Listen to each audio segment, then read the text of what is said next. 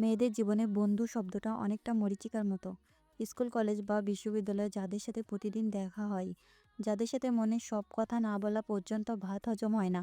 বড় হয়ে নিজ নিজ সংসারে ঢুকে যাওয়ার পর মাস, বছর গড়িয়ে গেলেও অনেক সময় আর তাদের সাথে দেখা করার মতো ফুসরত হয় না।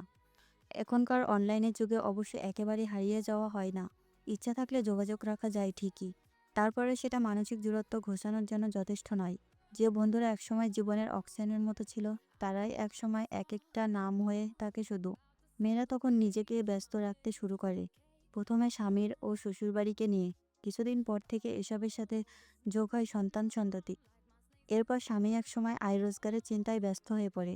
অবসর নেওয়ার পর যখন সময় হয় ততদিনে শরীরে বাসা বাঁধে নানা রোগ। বেশিরভাগ ক্ষেত্রেই স্ত্রীকে একা করে স্বামী আগে চলে যান। যে সন্তানরা দিনে ২৪ ঘন্টা সপ্তাহে ৭ দিন মাকে ছাড়া চলতে পারে না, সেই মাকে দেওয়ার মতো ১ ঘন্টা সময় বের করতে না পারার মতো বয়সে চলে যেতে সেই সন্তানদেরও বেশি দিন লাগে না। সবাই নিজের কাজে ব্যস্ত হয়ে যাবে। আর শ্বশুরবাড়ির লোকজন, সেটা শুরু থেকে শেষ পর্যন্ত বেশিরভাগ ক্ষেত্রে লৌকিকতা পেরিয়ে মনের গভীরে স্থান করে নেয় না।